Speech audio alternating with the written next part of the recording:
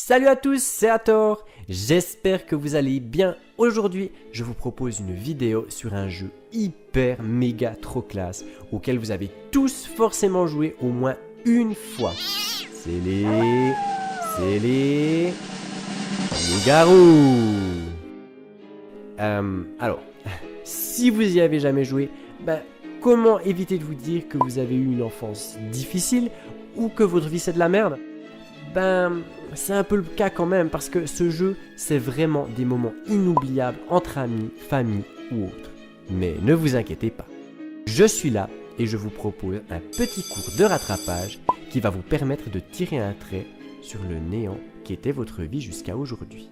Et surtout, de vous donner envie d'y jouer très prochainement. Histoire.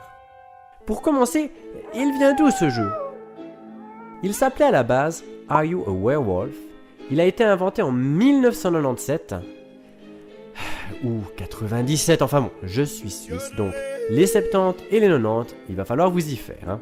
Bref, donc il a été inventé par ce mec qui a l'air un peu allumé quand même, Andrew Plotkin. Enfin, inventé, disons plutôt qu'il a été thématisé avec des loups-garous, parce que le véritable créateur du jeu semble être le psychologue Dimitri Davidov, qui a créé en 1987 le jeu Mafia, alors qu'il enseignait la psychologie à l'université de Moscou. Par la suite, c'est Philippe Despalières et Hervé Marly qui en 2001 ont créé la version que nous connaissons aujourd'hui, intitulée Les loups-garous de Tierce-Lieu. Le jeu de base contient 24 cartes, avec 8 rôles différents, puis au fil du temps, d'autres extensions ont été créées, ajoutant à chaque fois de nouveaux personnages et ajoutant de nouvelles mécaniques au jeu, pour pimenter toujours plus les parties. En 2006 sort Nouvelle Lune, puis Le Village en 2009, et enfin Personnage en 2012. A noter qu'en 2011 est sortie une édition Deluxe, puis en 2014, le Saint Graal, une boîte nommée le Pacte qui regroupe toutes les extensions. Je me la suis d'ailleurs offerte. Le jeu. Les loups-garous de Tierce-Lieu est généralement décrit comme un jeu de société d'ambiance et de rôle. Il n'y a juste rien de plus cool que de se faire une petite partie dans un lieu sombre, à la lueur des bougies ou du feu, tout en y rajoutant une petite musique d'ambiance calme et inquiétante, et le tour est joué. Bon, ça va aussi s'il fait jour, mais c'est juste un peu moins classe. La partie est menée par une personne, le meneur, qui ne participera pas au jeu, mais orchestrera le déroulement de la partie. Il distribuera une carte à chaque joueur au hasard. Cette carte sera l'identité du joueur pour la partie. Les joueurs sont à la base divisés en deux camps. Les villageois, certains d'entre eux jouant un rôle spécial ou ayant un pouvoir, et les loups-garous. Le but des villageois est de trucider tous les loups-garous, et celui des loups-garous est de dévorer tous les villageois. Les tours de jeu sont rythmés par une période de nuit puis de jour, et ainsi de suite. Pendant la nuit, tous les joueurs ont les yeux fermés, c'est à ce moment-là que les loups-garous se réveillent, appelés par le meneur de jeu, et décident, en faisant le moins de bruit possible, de leurs victimes de la nuit. Puis les villageois qui ont des capacités spéciales, cupidons, sorcières, sont appelés pour qu'ils utilisent leurs pouvoirs respectifs. Lorsque le jour se lève, tout le monde se réveille et ouvre les yeux. C'est à ce moment-là que le meneur de jeu révèle, s'il y en a, l'identité de la ou les victimes de la nuit. Les victimes sont éliminées du jeu. Les villageois vont alors tenter de découvrir qui sont les loups-garous, par déduction, discours, révélation. Mais les loups-garous participent également aux discussions puisqu'ils sont infiltrés dans le village. À la fin du débat, chaque joueur décide de la personne qu'il veut éliminer. Une fois désigné par une majorité, le coupable est exécuté. À ce moment-là, le meneur de jeu montre l'identité de la personne et le jeu recommence à la tombée de la nuit. Le jeu se termine généralement lorsqu'il ne reste plus que des villageois ou des loups-garous survivants. Mais il y a toutefois d'autres fins possibles. Les pires cartes. Il y a des cartes que, littéralement, personne ne veut tirer. Parce qu'elles n'ont aucun véritable intérêt pour le jeu, voire même qu'elles donneront prétexte aux autres de vous railler gentiment.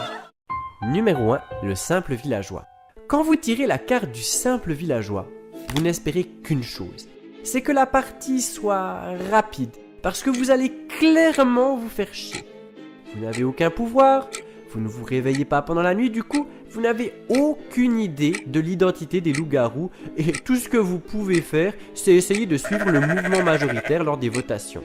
Si vous êtes éliminé, le village ne vous pleurera même pas, car vous n'apportiez rien à la partie, et même les loups-garous seront déçus de vous avoir tué lorsqu'ils découvriront votre identité secrète, parce que vous n'étiez clairement pas une menace pour eux.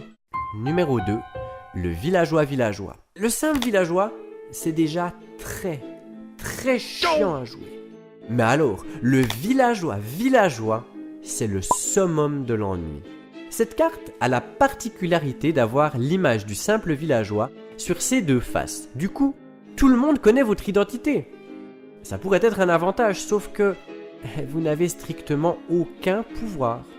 Ça signifie que les loups-garous ne vous mangeront pas, puisque vous n'avez aucun moyen de découvrir qui ils sont, et les villageois ne vous écouteront pas, puisque là encore, vous n'auriez aucune certitude ou preuve de vos accusations.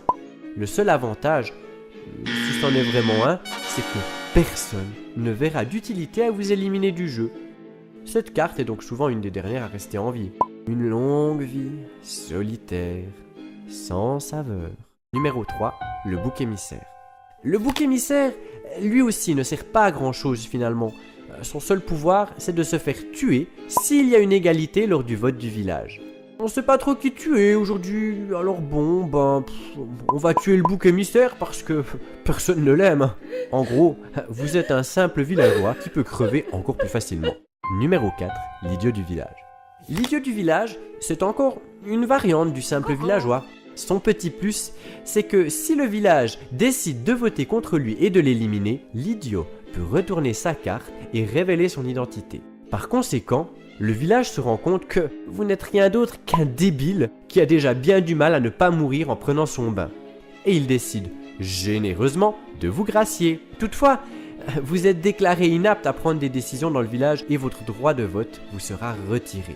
Vous ne serez plus qu'un simple spectateur attendant d'être dévoré par les loups-garous ou de voir le village triompher. Pas grâce à vous. Numéro 5, l'ange. J'ai placé la carte de l'ange dans cette catégorie des pires cartes parce qu'elle est vraiment très dure à jouer.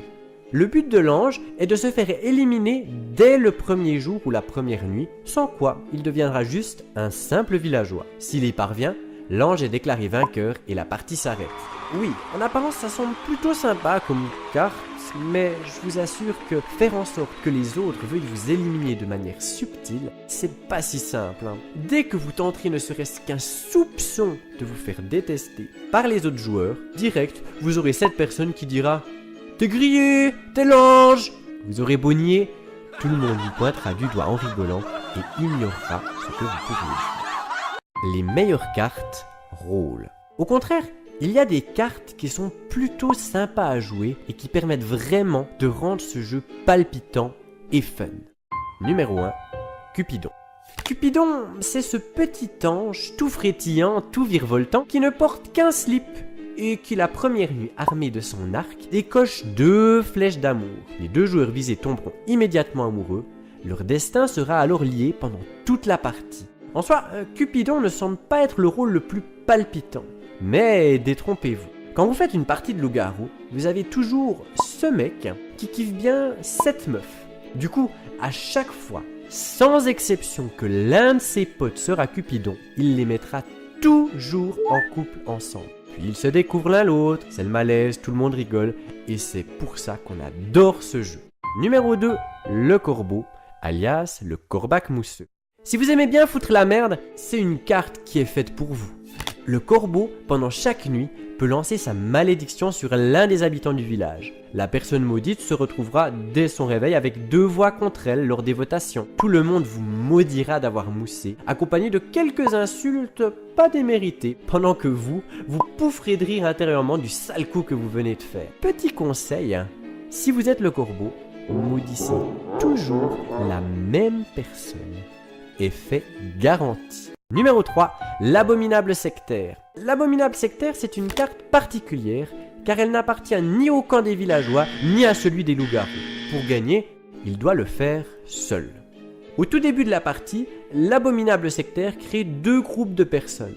Par exemple, homme-femme, cheveux longs, cheveux courts, lunettes sans lunettes, et ainsi de suite. Il appartiendra obligatoirement à l'un des 2 groupes et son objectif pour gagner sera d'éliminer toutes les personnes de l'autre groupe. Cette carte est très intéressante car elle ajoute un ennemi supplémentaire pour les 2 camps de base. Loups et villageois seront peut-être même obligés à un moment donné de s'allier contre l'abominable sectaire. Petit conseil tout de même, évitez peut-être d'inviter votre vieux pote Heinrich qui aime se remater les discours du FN et qui a pour livre de chevet Mein Kampf. Enfin, si vous voyez ce que je veux dire. Ou alors ce sera peut-être l'occasion qu'il s'en prenne une bonne dans la tronche et qu'il comprenne enfin que le racisme, c'est vraiment pas cool. Numéro 4, le tavernier. Ici, on n'a pas affaire à une carte personnage, mais à un jeton rôle visible. Ces jetons, liés à des bâtiments, ont été introduits dans l'extension Le Village. Chaque joueur, en plus de sa carte personnage, reçoit un jeton rôle avec là aussi des compétences bien particulières. Le tavernier en fait partie et est d'une certaine manière intouchable. Il ne peut effectivement pas être mangé par les loups-garous ni éliminé par les villageois. Toutefois, chaque jour, il sera le premier à voter contre quelqu'un et si cette personne se fait éliminer, alors il perd immédiatement son immunité. De plus, il peut quand même être la cible des pouvoirs des habitants comme la sorcière. Numéro 5, l'infect père des loups. Pour finir, celui-ci, il est vraiment badass et peut donner un avantage décisif au camp des loups-garous. Chaque nuit, il se réveille avec les loups-garous et mange quelqu'un. Mais une fois par partie, il peut au lieu de manger la victime, l'infecter. Le joueur infecté devient alors un loup-garou, mais en plus, il conserve le pouvoir de sa carte personnage. Imaginez un peu, un loup-garou, corbeau et institutrice. Il pourrait maudire une personne qui se retrouverait avec 2 voix contre elle et en plus, interdire à 2 personnes de voter. Franchement, probablement le combo ultime. Et vous, quelles sont les cartes que vous préférez et celles au contraire que vous n'aimez pas du tout jouer? Dites-le moi dans les commentaires. Pourquoi ce jeu est tellement cool? Eh bien, pour plusieurs raisons en fait. On peut se mettre dans la peau d'un personnage, élaborer des stratégies, jouer la comédie, mentir, tenter de percer à jour les secrets des autres personnes. Il y en a vraiment pour tous les goûts. De plus, si vous faites une partie avec un groupe de personnes qui ne se connaissent pas, très rapidement, les gens vont entrer en contact, discuter, rigoler et briser la glace. J'espère vraiment vous avoir donné envie de jouer ou rejouer à ce jeu. Si vous avez envie de tester un peu la mécanique, je vous conseille vivement le site loup-garou-en-ligne.com où vous pourrez, comme son nom l'indique, faire des parties de loup-garou en ligne avec d'autres personnes. C'est clair que c'est plus sympa en vrai à l'allure des bougies, mais ça reste très amusant. En plus, il propose 2 personnages exclusifs. Si vous avez apprécié cette vidéo, je vous invite à me laisser un petit pouce bleu, mais également à vous abonner à la chaîne. Je vous remercie pour votre attention et vous dis à la prochaine. Tchuss!